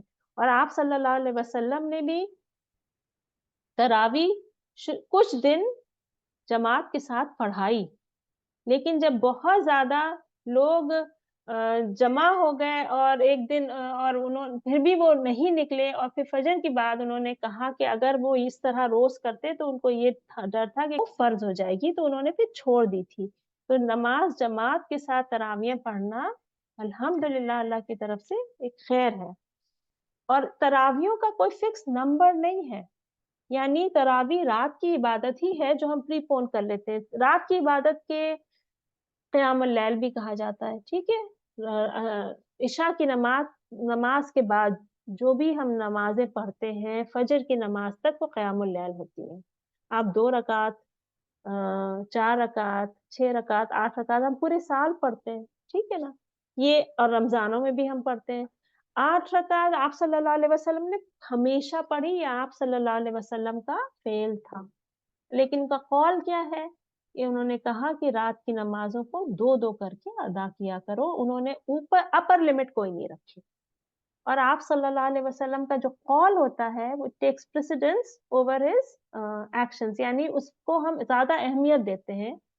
क्यों? क्योंकि आपके कुछ अमल ऐसे थे जो आपके लिए ख़ास थे, लेकिन जो कौल है, जो कहा है उन्होंने ख़ास सबके लिए कहा है। तो उसमें अगर कोई 8 पढ़ता है, तो उसमें ठीक है, कहीं 20 पढ़ाई जाती है, तो वो भी ठीक है, इसमें हम इख्तिलाफ़ों में ना पड़ें। इससे भी हम रमज़ान की बरकत खो देते हैं, चाँद हुआ कि नहीं हुआ, सही हुआ कि नहीं हुआ, तरावी 8 क्यों पढ़ी, 20 क्यों नहीं, ये सब बहसों में पड़ने की ज़रूरत नहीं है। हमारे दीन में इस मामले में कितनी तरावी की नमाज़ हमें पढ़नी चाहिए, अल्लाह ने वुसअत दी है। और जहाँ जो जमात ऑफ मुस्लिम कर रही है, आप उसमें शामिल हो। आप जिस जगह पे हैं और वहाँ जो लोग मस्जिद में अगर 20 पढ़ रहे हैं, तो आप 20 में शामिल हो जाएँ। अगर 10-10 के बाद इमाम बदल रहे हैं, तो आप 10 के बाद वापस आ सकते हैं। इसमें कोई हर्ज नहीं है। 8 के बाद वापस आ सकते हैं, अगर इमाम बदलते हैं तो आप वापस आ जाइए।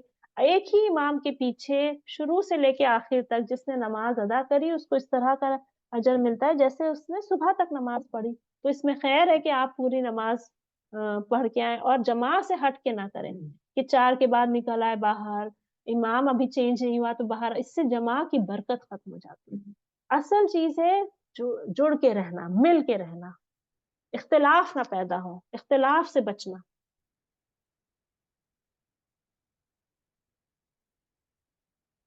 और रसूलुल्लाह सल्लल्लाहु अलैहि वसल्लम ने क्या फरमाया? जिसने रमज़ान के महीने में रोज़े रखे, ईमान और अल्लाह से सवाब की उम्मीद से, तो उसके पिछले गुनाह माफ़ हो जाएँगे। तो ये रोज़े जो हैं, इंसान की गुनाहों की मग़फ़िरत का सबब होते हैं। और यही हमें उम्मीद से रमज़ान में दाखिल होना है। ये हमारी नियत भी रमज़ान के लिए हो कि या अल्लाह, जब मैं रमज़ान से बाहर निकलूँ तो मेरी मग़फ़िरत फ़रमा देना तू। तेरी मग़फ़िरत के साथ निकलूँ। इन लोगों में शामिल करना जिनको इस साल रमज़ान में तू दोज़ख से निजात देगा। हर रोज़ अल्लाह ताला कुछ लोगों को रमज़ान की अ, वक़्त इफ्तार के वक़्त अल्लाह ताला आग से निजात दिलाता है। अल्लाह ताला हमें उसमें शामिल करे। वैसे तो हर रात तहज्जुद पढ़ने वाले के लिए अल्लाह ताला हर रात आते हैं पहले आसमान पे और करने वाले की दुआ कबूल होती है, अल्लाह ताला उसकी मग़फ़िरत फ़रमाता है, अल्लाह ताला उसकी निजात देता है। तो हमें एक तरावी जो है एक तरह का प्रैक्टिस है कि रमज़ान के बाद भी इंसान तहज्जुद कंटिन्यू करेगा। और क़यामुल लैल के अलावा दूसरा नाम तरावी भी है, उसी नमाज़ का हम देते हैं। तरावी नमाज़ इशा के बाद की ही नमाज़ है, लेकिन हम उसको तरावी कब कह देते हैं, जब हम सो के उठ के पढ़ते हैं। लेकिन अगर हम तरावी जनरल नमाज़ में भी हम कहते हैं कि हम तरावी पढ़ने जा रहे हैं, तो वो भी ठीक है, बेसिकली। तो क़यामुल लैल, तरावी ये सब उसी नमाज़ का ही नाम होते हैं। अब रोज़े के कुछ फ़िक़्ह पॉइंट ऑफ व्यू पे हम आते हैं। इन द सेंस के रोज़े की अक़साम कितने तरह के रोज़े हैं। कुछ रोज़े जो हमें मुसलसल नहीं रखने होते हैं और जो हमें मुसलसल रखने होते हैं, यानी लगातार रखना, बिना ब्रेक के। और कुछ रोज़े ऐसे हैं जो लगातार रखने का हुक्म नहीं है, लेकिन वो भी रखने पड़ जाते हैं किसी सिचुएशंस में। तो पहले जो है मुसलसल नहीं रखने वाले रोज़े हैं, वो क्या है कि रमज़ान के छुटे हुए रोज़े रखना। ये एक अहम पॉइंट है हमारी औरतों के लिए ख़ास पे, या अक्सर लोग सफ़र में होते हैं या बीमार होते हैं तो छोड़ देते हैं। तो पीरियड्स में रोज़े रखने चाहिए या नहीं, आप बताइए? रोज़े हम रख सकते हैं कि नहीं? जायज़ है कि नहीं? नहीं। और अगर पीरियड हमारा फॉर एग्ज़ाम्पल मग़रिब से जस्ट पहले ब्लीडिंग शुरू हो जाए या मेंसेस शुरू हो जाए, तो क्या वो दिन का रोज़ा कबूल होता है कि नहीं? नहीं। कंटिन्यू कर सकते हैं रोज़े को इफ्तार तक कि नहीं? नहीं, ज़रूरत ही नहीं है, रोज़ा ख़त्म हो गया। चाहे सुबह फ़जर की अज़ान के फ़ौरन बाद हुआ ख़त्म या मग़रिब की अज़ान से जस्ट पहले हुआ, रोज़ा हमें नहीं रखना। तो उसको फिर क्या है, काउंट करेंगे, जितने रोज़े हमारे छूट गए, उतने रोज़े काउंट करके फिर हमें रमज़ान के बाद अगले रमज़ान से पहले उनको पूरा करना चाहिए, ठीक है? और उनको फिर मुसलसल रखने का हुक्म नहीं है, आप कभी भी रख सकते हैं, पूरे साल में शाबान तक, ठीक है? अ, और उसी तरह जो विमेन हैं, प्रेग्नेंट हैं या फ़ीड करा रही हैं, तो उनको भी कोशिश करनी चाहिए कि वो रोज़े अपने अगले साल पूरे कर लें। लेकिन अगले साल भी अगर उनकी वही सिचुएशन हो गई, फिर से हमल हो जाता है बाज़ दफ़ा या नहीं पूरे कर पाई या अभी वो भी फ़ीड करा रही है, तो फिर उसका फ़िदिया निकाल दें और फिर जब अल्लाह ताला मौका दे, तो उसको फिर पूरा करें उसके बाद। और फ़िदिया जो है एक मिस्कीन को खाना खिलाना 1 रोज़े के बदल में और अगर उससे बेहतर अमल करना चाहते हैं तो 2 वक़्त के खाने के बराबर भी आप फ़िदिया निकाल सकते हैं।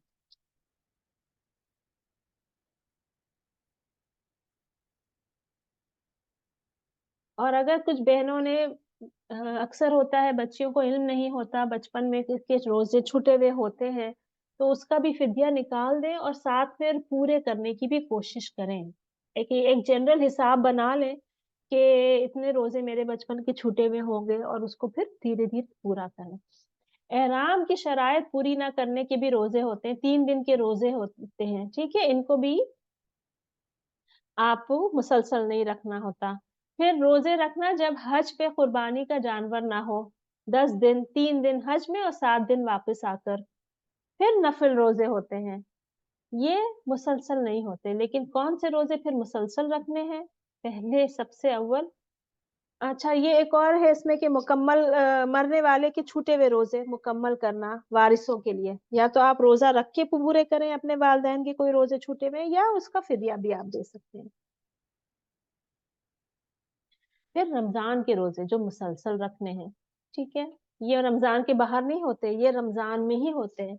और दूसरे मुसलसल रोज़े कब होते हैं जब किसी चीज़ का कुछ वजह से किसी गुनाह का कफ़ारा हो जैसे कत्ल का, 2 महीने के मुसलसल रोज़े रखना, कसम तोड़ने का 3 दिन मुसलसल रोज़े रखना, ज़िहार का 2 महीने के रोज़े ये एक तरह की होती है कि किसी मर्द ने कह दिया कि मेरी बीवी मेरी माँ की पीठ की तरह है। तो फिर उसको इसका कफ़ारा देना है। ख़ाविंद का बीवी के साथ जिमा करना रोज़े के हालत में, तो ये यानी सेक्सुअल इंटरकोर्स जिसे हम कहते हैं अंग्रेज़ी में हस्बैंड और वाइफ का रोज़े की हालत में जायज़ नहीं है और अगर किसी से हो गया ये काम, तो उसको 2 महीने के मुसलसल रोज़े रखने होंगे या उसके अलावा 60 लोगों को मिस्कीन को खाना खिलाना इस तरह से। तो वो भी मुसलसल होते हैं, अगर कोई औरत है पीरियड्स में है तो वो पीरियड के दिन को काउंट नहीं करेगी, उसके बाद फिर उसको कंटिन्यू करेगी।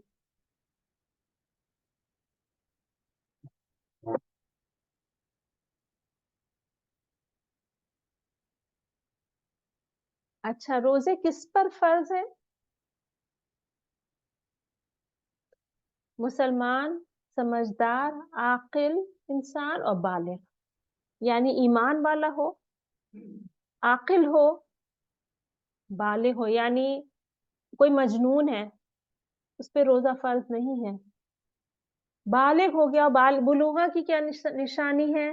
बुलूग़ा की निशानी ये है कि एक बच्चा जब बालिग़ होता है, तो मर्द या तो उसकी आवाज़ बदल जाती है, उसके चेहरे पे बाल आने लगते हैं, उसके ज़ेरे नाक बाल आने लगते हैं, बग़ल के बाल आ जाते हैं और एहतिलाम यानी वेट ड्रीम्स से पता चलता है कि वो बालिग़ हो गया। इनमें से कोई एक भी निशानी आ जाए तो वो बुलूगत की निशानी है। बाल आना, बग़ल के बाल आना, ज़ेरे नाक बाल आना या वेट ड्रीम्स आना। और बच्चियों के लिए भी बुलूगत की निशानी में से यही निशानी है कि उसके ज़ेरे नाक बाल आ जाएँ, बग़ल में बाल आने लगें और नहीं या तो पीरियड्स शुरू हो जाए। और अगर इनमें से कोई भी निशानी नहीं आई है तो 15 یہ 15 سال کا جب وہ بچہ 15 سال کا ہو جائے تو وہ بالغ ہو جاتا ہے، اگر یہ نشانیاں نہیں بھی آئی ہیں تو، اور یہ لونر کیلنڈر کے حساب سے 15 سال کا مانا جاتا ہے میکسیمم لمٹ، تو پھر روزہ فرض ہو جاتا ہے۔ تو بچوں کو پھر روزے کی ٹریننگ تمیز کی جو عمر ہوتی ہے تب سے دھیرے دھیرے دینا چاہیے، کیونکہ اکثر بچے بچیاں 10 سال کی عمر میں یا 12 سال کی عمر میں بھی بالغ ہو جاتے ہیں، یا 9 سال کی بچیاں بھی بالغ ہو جاتی ہیں، ڈیپینڈنگ کچھ فیملیز کے اس کے اوپر ہوتا ہے، یا کچھ جگہوں پہ ایسا ہوتا ہے۔ اللہ کے رسول صلی اللہ علیہ وسلم نے فرمایا 3 پر سے قلم اٹھا لی گئی ہے، سونے والا جب تک کہ وہ جاگ نہ جائے، بچہ جب تک کہ وہ بالغ نہ ہو جائے، پاگل جب تک کہ وہ سمجھدار نہ ہو جائے۔ اب قلم اٹھا لی یعنی اس کا حساب نہیں لکھا جاتا، گناہ نہیں لکھے جاتے اس کے، یہ اللہ تعالیٰ کی طرف سے رحمت ہے۔ اور کس پر روزے رکھنے کا وقتی طور پہ چھوٹ ہے؟ ایک مسافر، ایک بیمار، عورتیں جو حیض یا نفاس میں ہو، اور نفاس کی میکسیمم لمٹ 40 ہے اور منیمم جب بھی آپ کے پیریڈز ختم ہو جائیں۔ تو مسافر اگر ہمارا ٹریول میں روزہ رکھنا چاہے انسان رکھ سکتا ہے، لیکن اگر چھوڑنا چاہے تو چھوڑ بھی سکتا ہے۔ جب وہ اپنا سفر شروع کرتا ہے اور وہ سفر کے دوران اس کو محسوس ہو کہ وہ روزہ رکھے ہوا تھا لیکن اس کو روزے کی مشکل ہو رہی ہے تو سفر کے دوران وہ روزہ توڑ سکتا ہے۔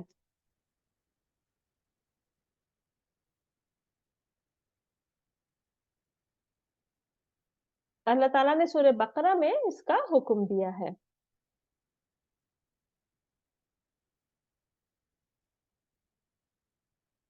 اور اپنے جو روزے ہیں انسان کو کیسے وہ مکمل کرنے، نفاس اور حیضہ عورتیں انہیں بعد میں پورے کرنے ہیں۔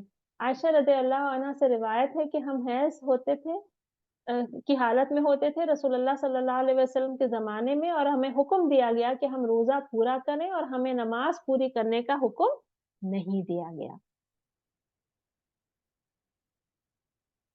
اور ایک اور حدیث سے ہمیں پتہ چلتا ہے، آپ صلی اللہ علیہ وسلم نے فرمایا کہ ایسا نہیں ہے جب تم میں سے کوئی حیضہ ہوتی ہے تو وہ نماز اور روزہ نہیں رکھتی، یہ معنی ہے دین میں نقص کا، یعنی عورتوں میں یہ نقص ہے کہ ان کی عبادتوں میں کمی ہو جاتی ہے، تو اس نقص کو ہم پورا کیسے کریں؟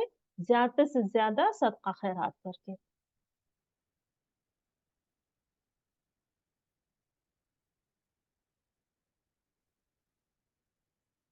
اور بہت بوڑھا انسان جو روزہ نہیں رکھ سکتا، یا ایسا بیمار انسان جس کے لیے روزہ رکھنا مشکل ہے، تو پھر اس کے لیے ہم کیا اس کا اللہ تعالیٰ نے ہمیں چھوٹ دی ہے، فدیہ کی چھوٹ دی ہے۔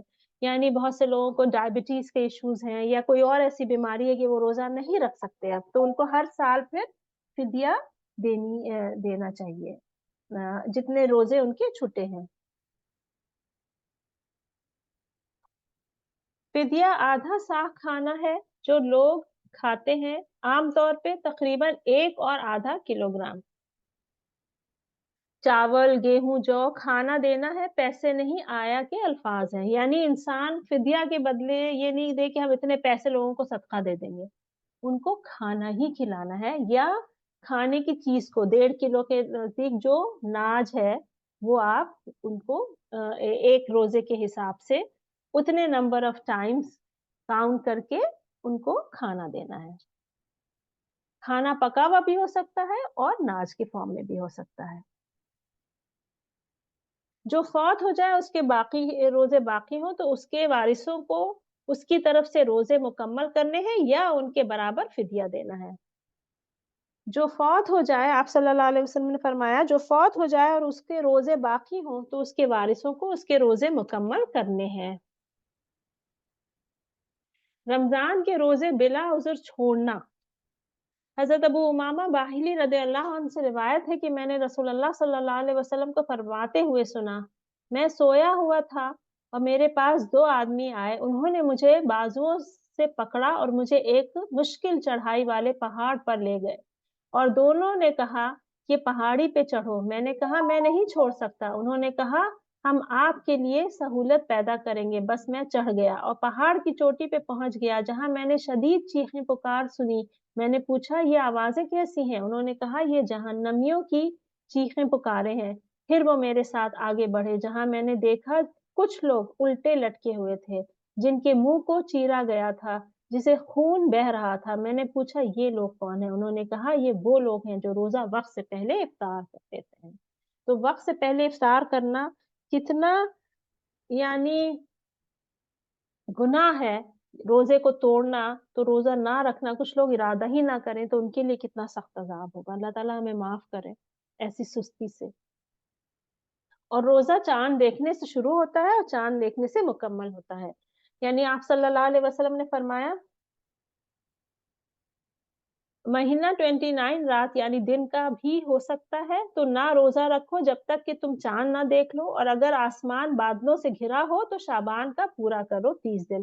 یعنی جس جگہ کے لوگ ہیں، اگر ان کی کوئی کمیونٹی ہے، کوئی کمیٹی ہے یا کوئی جس میں انہوں نے اعلان کیا کہ انہوں نے آج چاند دیکھ لیا، رائٹ، تو وہ ہمیں پھر اس کو فالو کرنا ہے، پھر ہمیں اس میں اختلاف میں نہیں پڑنا۔ جس جگہ آپ رہتے ہیں اس جگہ اگر چاند ہو جائے تو آپ کو وہاں اس کے ان لوگوں کے حساب سے روزہ رکھنا ہے، نہ کہ کسی اور جگہ کے۔ اور اس سے ایک تو یہ کہ ہمارا دین آسان ہے، کوئی یہ نہیں کہہ سکتا کہ ہمارے پاس خبر نہیں پہنچی، ہمیں کیسے پتا چلا چاند ہوگا کہ نہیں ہوگا۔ آپ سوچے پہلے زمانے میں اگر مکہ میں چاند ہوتا تھا تو دوسری جگہ خبر پہنچتے پہنچتے وقت لگتا تھا۔ یہ تو آج کا دور ہے نا، انٹرنیٹ کے زمانے میں ہمیں پتا چل جاتا ہے کہ کہاں چاند ہوا کہاں نہیں۔ اور آج بھی اگر کوئی ایسی جگہ رہ رہا ہے جہاں اس کا کوئی انٹرنیٹ کا کنیکشن نہیں ہے یا کوئی اس کے ذریعہ نہیں ہے کہ لوگوں سے دوسری جگہوں سے پتا کرے کہ چاند ہوا کہ نہیں، تو وہ کیسے دیکھے گا؟ دین ہمارا بہت سادہ ہے، سمپل ہے، اس کو ہمیں کنفیوز کر کے بہت زیادہ کمپلیکیٹڈ نہیں بنانا چاہیے۔ اور اسی طرح اگر چاند ہونے کا وقت تھا لیکن بادل آ گئے، بارش ہو گئی، چاند نہیں دکھا، چاند نہیں دکھا تو چاند نہیں ہوگا۔ پھر ہمارے حساب سے ہمیں اگلے دن روزہ رمضان نہیں شروع کرنے، ایک دن بعد شروع کرنے، پھر رمضان کا پھر وہ 30 دن پورے کرنے، اور 30 کے بعد پھر روزہ رکھنا ہے، پھر چاند ہو یا نہ ہو، کیونکہ 30 سے زیادہ مہینہ 31 کا نہیں ہوتا ہمارے یہاں۔ اور ویسے ہی عید کے لیے بھی ہے۔ اور اپنے ملک اور اپنے شہر کے لوگوں سے اختلاف نہیں کرنا چاہیے انسان کو، اور چاند دیکھنے کی دعا پڑھے، کوشش کرے کہ باہر جائے انسان، ویسے تو ہر مہینے ہی یہ دعا پڑھی جاتی ہے لیکن رمضان کے روزے کی خاص اہمیت ہے، اور اس میں آپ دیکھیں، اور اس کی ہے اللہم احللہ علینا بالیمن والایمان والسلامۃ والاسلام ربی وربک اللہ۔ اے اللہ اس سے ہم پر فضل اور ایمان کے ساتھ اور سلامتی اور اسلام کے ساتھ طلوع فرما، ہمارا اور تیرا رب اللہ ہی ہے۔ اور یہی توحید ہے کہ چاند جو ہے وہ اللہ کی تخلیق ہے، رائٹ، اس کا بھی رب اللہ ہی ہے۔ لوگوں نے چاند کو کی عبادت کرتے ہیں، رائٹ، کچھ لوگ چاند کی پوجا کرتے ہیں اور یہ دعا اس کی نفی کرتی ہے۔ اور روزے کی نیت کب کریں؟ سحور کے وقت، فجر کی اذان سے پہلے اگر کسی نے روزے کی نیت نہیں کی تو پھر اس کا روزہ نہیں ہوتا۔ مثلا اگر ہم پیریڈز میں تھے اور ہم نے روزے کی نیت کر کے نہیں سوئے، فجر کی اذان ہو گئی، صبح 10 بجے خیال آیا کہ اب ہم نیت کر کے روزہ رکھ لیتے ہیں، تو اس دن کا روزہ پھر نہیں ہوتا۔ فرض روزہ فجر کی اذان سے پہلے نیت کر کے سونا ہے، ہم یہ نیت کر کے سوئیں کہ ہم کل روزہ رکھیں گے، انلیس کے پیریڈ شروع ہو گئے یا نہیں ختم ہوئے تو دوسری بات ہے۔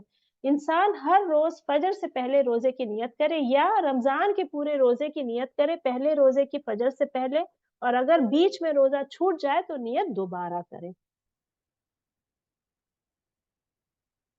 نیت کس لیے کرے؟ اللہ کی اطاعت اور تقوی اختیار کرنا، گناہوں کی مغفرت طلب کرنے کے لیے، دوزخ سے بچنا، اس کی نیت کریں۔ قیامت کے دن الریان دروازے سے جنت میں جانے کی طلب رکھنا۔ قیامت کے دن اللہ تعالیٰ نے خاص دروازہ تیار کیا ہوگا جس میں سے روزے دار گزریں گے، یعنی استقبال کے لیے اس کی خاص قسم ہوگی۔ جیسے ہمارے اللہ تعالیٰ کی مثال تو اعلیٰ ہے، لیکن کسی محفل میں کچھ دروازوں پہ اسپیشل سجاوٹیں ہوتی ہیں، اگر وہ کچھ خاص لوگوں کے لیے بنائے جاتے ہیں، اکثر دلہن کے لیے خاص دروازے پہ ڈیکوریشن کی جاتی ہے، کیونکہ اس کو اہمیت دی جاتی ہے۔ تو روزہ داروں کی اتنی زیادہ اہمیت ہوگی کہ اللہ تعالیٰ نے ان کے لیے خاص دروازہ تیار کیا ہے الریان، جس سے وہ داخل ہوں گے، ان کا استقبال ہوگا۔ بنا حساب پورا اجر و ثواب حاصل ہونے کی طلب سے انسان کو روزہ رکھنا چاہیے، اور یہ کب ہوتا ہے؟ جب انسان گناہوں سے بچتا ہے۔ سحور کرنا بہت ضروری ہے، اس میں بہت برکت ہے۔ سحور کرو کیونکہ سحور میں برکت ہے، آپ صلی اللہ علیہ وسلم نے فرمایا، اور ایک اور دوسری حدیث میں آتا ہے کہ کتنا اچھا سحور کھجور ہے۔ تو سحور میں برکت ہے، چاہے صرف ایک کھجور ہی انسان کھائے یا پانی پیے۔ روزہ فجر سے شروع ہوتا ہے۔ سورہ بقرہ میں اللہ سبحانہ تعالیٰ فرماتے ہیں، اور کھاؤ پیو حتیٰ کہ فجر کی سفیدی کا دھاگا اندھیرے کی کالی دھاگے سے واضح ہو جائے، پھر روزہ مکمل کرو رات تک، اور بیویوں سے اس وقت ہم بستری نہ کرو جبکہ تم مسجد میں اعتکاف میں ہو، یا اللہ کے حدود ہے۔ ایک تو اس سے یہ پتہ چلتا ہے کہ روزہ فجر کی وقت سے شروع ہوتا ہے۔ دوسرا ہمیں یہ پتہ چلتا ہے کہ رمضان کے اعتکاف میں انسان جب جتنے دن کی نیت کرتا ہے اتنے دن پھر وہ جماع نہیں کر سکتا، اپنی بیوی کے ساتھ جنسی تعلق نہیں قائم کر سکتا اعتکاف کے دنوں میں۔ اور تیسرا یہ پتہ چلتا ہے کہ اعتکاف مسجد میں ہی ہوتا ہے۔ بعض لوگ گھر کے اندر کوئی کونا بنا کے بیٹھ جاتے ہیں اور یہ سوچتے ہیں کہ ہمیں اعتکاف کا ثواب مل جائے گا، یہ اعتکاف نہیں ہوتا۔ ہاں، آپ اپنے گھر میں کسی کونے میں سکون کے لیے بیٹھ کے عبادت کریں، وہ الگ بات ہے، اور اگر آپ کے ملک میں ایسی مسجدیں اویلیبل نہیں ہیں تو نیت کریں کہ اللہ جب مجھے ایسا موقع دے گا تو میں ضرور رکھوں گی، دعا کریں کہ اللہ موقع دے، اور اللہ تعالیٰ نیت کا اجر دیتا ہے، لیکن گھر میں اعتکاف نہیں ہوتا۔ افطار، انس بن مالک رضی اللہ عنہ سے روایت ہے کہ رسول اللہ صلی اللہ علیہ وسلم تازہ کھجور سے روزہ افطار کرتے، اگر تازہ کھجوریں نہ ہو تو پھر خشک کھجوریں، اور اگر خشک کھجوریں نہ ہو تو پھر پانی کے کچھ گھونٹ کے ساتھ وہ افطار کرتے تھے۔ اور انسان افطار کر کے پہلے نماز پڑھے اور پھر انسان کھائے پیے تو بہتر ہوتا ہے۔ 3 لوگ ایسے ہیں جن کی دعا نہیں رد کی جاتی۔ ایک انصاف پسند حکمراں، روزے دار جب وہ اپنا افطار کرتا ہے، اور مظلوم شخص کی دعا یہ بادلوں کے اوپر اٹھتی ہے اور اس کے لیے آسمانوں کے دروازے کھول دیے جاتے ہیں، اور رب پاک فرماتا ہے میری ذات کی قسم میں تجھ کو جواب دوں گا چاہے وہ تھوڑی دیر کے بعد ہی ہو۔ تو اس سے ہمیں یہاں کیا پتہ چلتا ہے کہ روزے دار جب وہ اپنا افطار کرتا ہے اس وقت کی دعا قبول ہوتی ہے، تو اس وقت باتوں میں نہیں گزارنا چاہیے بلکہ دعاؤں کے ساتھ اس کو وقت گزارنا چاہیے۔ اللہ کے رسول صلی اللہ علیہ وسلم فرماتے ہیں لوگ جب تک افطار میں جلدی کرتے رہیں گے ان میں خیر اور بھلائی باقی رہے گی، یعنی مغرب کی نماز کے وقت مغرب کے وقت فوراً روزہ افطار لیں، اس میں ڈیلے نہیں کرنا چاہیے۔ اذان کی آواز آئے تو نہیں آئے تو اس میں ڈیلے نہیں کرنا چاہیے، ہم روزہ ضرور وقت سے افطارنا چاہیے انسان کو۔ کچھ لوگ ہیں جو روزہ بہت ڈیلے کر کے افطارتے ہیں، ان کی طرح ہمیں نہیں ہونا، اور افطار کے وقت کی دعا پڑھا کریں، یاد کریں۔ رمضان کی تیاریوں میں سے یہ بھی ایک تیاری ہے کہ یہ دعا ہم یاد کریں، اور یہ کیا ہے؟ ذهب الظمأ وابتلت العروق وثبت الاجر انشاءاللہ، یعنی انسان کی پیاس چلی گئی، رگیں تر ہو گئی اور اجر ثابت ہو گیا اگر اللہ نے چاہا۔ تو انسان جو یہ دعا کرتا ہے یہ اللہ سے اجر کی دعا ہے، کی امید ہے، اور اللہ تعالیٰ امید پوری کرنے والا ہے۔ ضرورت سے زیادہ نہیں کھانا چاہیے۔ ابن آدم اپنے پیٹ سے بڑھ کر کوئی بھی بدتر برتن نہیں بھرتا۔ اوور ایٹنگ رمضانوں میں اوائڈ کریں۔ اللہ تعالیٰ نے فرمایا اور کھاؤ پیو اور اسراف نہ کرو، بے شک جو اسراف کرتے ہیں اللہ ان سے محبت نہیں کرتا۔ کھانا ضائع ہونے سے انسان کو بچنا چاہیے کرنے سے۔ وقت کی بربادی سے بچیں، فضول کے پروگرام دیکھنے وغیرہ سے بچیں، اس سے روزے کا ثواب کم ہو جاتا ہے یا ختم ہی ہو جاتا ہے۔ میوزک سے بچیں کیونکہ جس کان میں میوزک جائے گی اس میں قرآن نہیں جا سکتا۔ ذہن اس وقت قرآن کی طرف یا اللہ کو بھلا دینے والا یہ عمل ہوتا ہے، اور ایک لمحے کے لیے بھی اللہ کو بھلا دینا عیب ہے، برائی ہے۔ गुनाह है, जान के अल्लाह को भुला देना। म्यूज़िक वो चीज़ है, एक ऐसा अमल है जिसमें इंसान जान के अल्लाह को भुला देता है। बहुत सारे रोज़ेदार ऐसे भी हैं, जिनका रोज़े में सिर्फ़ इतना हिस्सा है कि इन्हें भूख और प्यास ही हासिल होती है और बहुत सारे क़याम करने वालों की रात की बेदारी के अलावा कुछ हासिल नहीं होता। ये वो लोग हैं, अल्लाह ताला उस बदबख्ती से बचा ले जिनको रोज़े का सवाब नहीं मिलता और रात की इबादत का सवाब भी नहीं मिलता। और छुप के गुनाह करने से बच जाएँ। रोज़े में छुप के भी गुनाह नहीं करना। नज़रें नीची रखना, हराम चीज़ें नहीं देखना जो इतनी ईज़िली अवेलेबल हैं, झूठी कस्में खाना, झूठ बोलना, ग़ीबत करना, सिगरेट वग़ैरह से परहेज़ करना क्योंकि ये मेजर सिन में आता है। और इस रमज़ान अगर किसी की इसमें से कोई भी ऐब है तो उससे हमें तौबा करके दाखिल होना, दुआ करके कि अल्लाह रमज़ान के बाद मैं ये कोई काम नहीं करूँगी। रमज़ान में ही छोड़ देना है, अभी से छोड़ देना है रादर। अल्लाह के रसूल सल्लल्लाहु अलैहि वसल्लम ने कहा जब तुम में से कोई रोज़ा रखे तो गुनाह ना करे। जिसने गलत और बेहुदा गोई और उस पर अमल करना नहीं छोड़ा तो अल्लाह को इसके भूख और प्यासा रहने का की कोई ज़रूरत नहीं है। झगड़ा फ़साद नहीं करना। अगर कोई उससे झगड़ा करे और उसका उस उकसाए तो कह दे मैं रोज़े से हूँ, मैं रोज़े से हूँ। और रोज़े में झगड़ा से रुकना तो अहम है ही, वैसे भी अल्लाह ताला ने जन्नत में घर का वादा किया है उस इंसान के लिए जो हक़ पे रहते हुए भी झगड़े से बच जाए और बहस-मुबाहिसे में ना पड़े। और ये इंसान अगर आदत बना ले तो उसके घर सबसे सुकून वाले होंगे। जो घर अपना दुनिया में अगर सुकून वाला चाहिए इंसान को तो वो बहस-मुबाहिसे छोड़ दे। जिस घर में बहसें ज़्यादा होती हैं वहीं पे सुकून ख़त्म हो जाता है। आप हक़ पे हैं और आप रुक गए, तो अल्लाह ने तो देख लिया ना, इसी को तक़वा कहते हैं। और ये तक़वा का ही नतीजा होता है कि इंसान रुक जाए और इसीलिए उसको जन्नत में घर का वादा है। और क्या चीज़ रोज़े को बातिल करने वाले कौन से अमाल हैं? जो अल्लाह के रसूल सल्लल्लाहु अलैहि वसल्लम फरमाते हैं, जो गैर इरादी तौर पे क़ै करे, उसको बाद में रोज़ा रखना ज़रूरी नहीं, मगर जो इरादे के साथ क़ै करे, तो उसका रोज़ा पूरा करना है। यानी वॉमिटिंग से अगर नेचुरली किसी वजह से थोड़ी बहुत वॉमिटिंग हो जाती है, तो उससे रोज़ा नहीं टूटता, लेकिन जान के अगर कोई वॉमिटिंग हो, तो फिर रोज़ा टूट जाता है। खाना-पीना अगर भूल के हो जाए, याद नहीं रहा, कुछ खा लिया, तो उससे रोज़ा नहीं टूटता, लेकिन जान के खाना खाने से रोज़ा ज़ाहिर है टूट जाता है। अगर कोई भूल जाए और खा पी ले, तो उसे अपना रोज़ा रखना चाहिए, क्योंकि अल्लाह ने उसे खिलाया है और उसे मशरूब भी दिया है। हैज़ और निफ़ास अगर शुरू हो जाए, तो रोज़ा टूट जाता है। जिमा करना कफ़ारा है 2 महीने के, लगातार रोज़े रखना, 60 मिस्कीन को खाना खिलाना, ये मियाँ-बीवी की हमबिस्तरी की वजह से होता है। किसी ग़ज़ा का इंजेक्शन लेना, ये मना है जैसे विटामिन्स वग़ैरह का, लेकिन एंटीबायोटिक्स या दवा के इंजेक्शन ले सकता है इंसान। और मुँह से दवा खाना बिल्कुल मना है। ब्लड ट्रांसफ्यूज़न नहीं कर सकता, किडनी डायलिसिस ये सब नहीं कर सकता इंसान।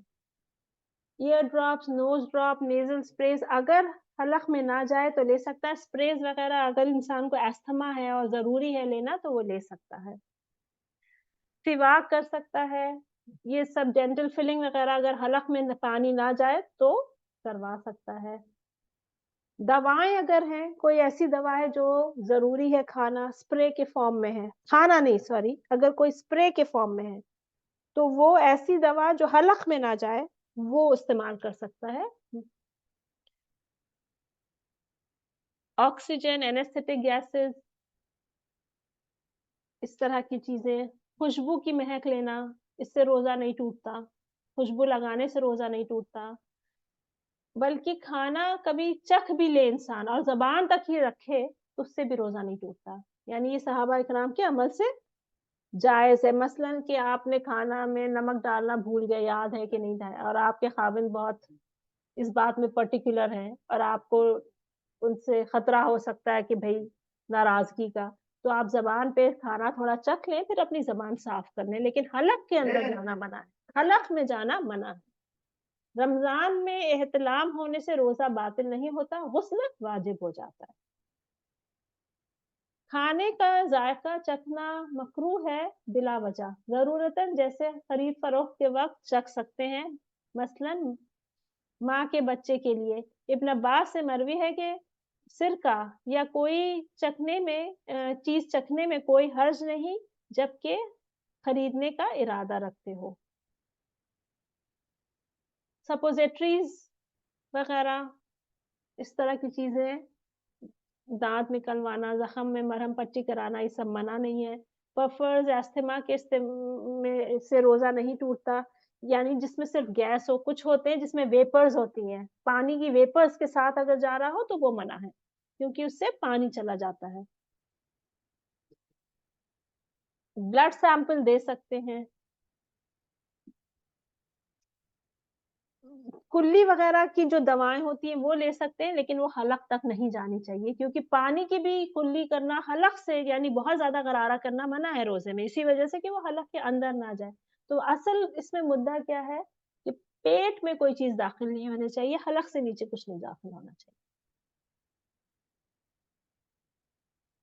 عورتوں کے لیے کیا خاص ہدایت ہے؟ نفل روزے عورتوں اپنے شوہر کی اجازت سے رکھیں اگر وہ گھر میں موجود ہو، یہ اللہ کے رسول صلی اللہ علیہ وسلم کا حکم ہے۔ کوئی عورت نفل روزہ نہ رکھے جب اس کا شوہر موجود ہو مگر اس کی اجازت سے۔ تو اس سے کیا پتہ چلتا ہے کہ شوہر اور بیوی کے جو تعلقات ہوتے ہیں اکثر وہ سب سے اہم ہے، ایک ازواجی زندگی کے لیے وہ تعلقات سب سے اہم ہیں۔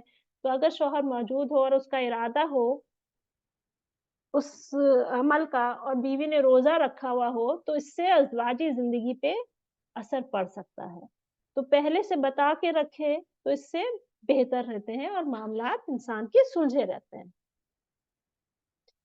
اور ایک اور چیز ہے جو ہم ایک پوائنٹ یہاں پہ کریں گے وہ زکوٰۃ الفطر کا ہے کہ رمضان کے بعد فرض صدقہ جو رمضان کے ختم ہونے پہ دیا جاتا ہے اس کو زکوٰۃ الفطر کہتے ہیں۔ یہ ہر مسلمان پہ فرض ہے، ایک سا یعنی تقریباً 3 کلو کھانا، پیسے نہیں دینے۔ زکوٰۃ الفطر میں پیسے نہیں دینے، عید کی نماز سے پہلے دینا ہے یہ۔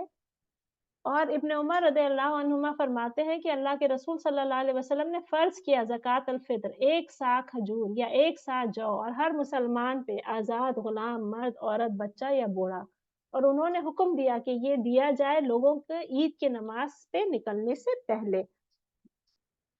اور یہ سوکھا کھانا جو بھی ہے آپ دے سکتے ہیں، گیہوں، چاول، آٹا، یعنی بعض اسکالرس تو آلو وغیرہ یا گوشت وغیرہ بھی دینے کی اجازت دیتے ہیں۔ اس کا مقصد کیا ہے؟ ایک تو ہماری گناہوں کا کفارہ ہوتا ہے کہ اگر ہم سے جو کمیاں رہ جائیں اللہ تعالیٰ اس کے ذریعے ہمیں معاف کرے، اور دوسرا کہ جن لوگوں کے گھروں میں کھانے کے لیے نہیں ہو عید کے نماز سے پہلے دے دے کہ ان کے گھر میں بھی کھانے کا انتظام ہو جائے۔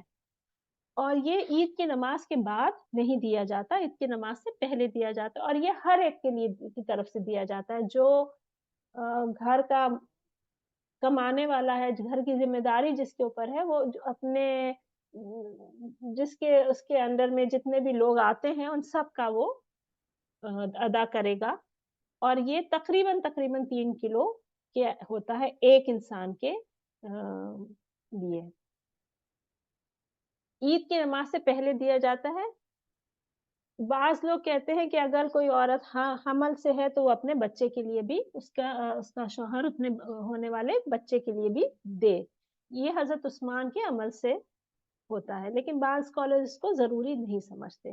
جو کوئی بھی نماز سے پہلے دے وہ قبول ہے، جو کوئی نماز کے بعد دے تو وہ صدقہ ہے، یہ اللہ کے رسول صلی اللہ علیہ وسلم کی حدیث ہے۔ تو اس سے ہمارے کچھ پوائنٹس مکمل ہوئے رمضان کے اس سے۔ ہم یہیں پہ ختم کرتے ہیں۔ سبحانک اللہم و بحمدک، نشہد ان لا الہ الا انت، نستغفرک و نتوب الیک۔ السلام علیکم ورحمۃ اللہ وبرکاتہ۔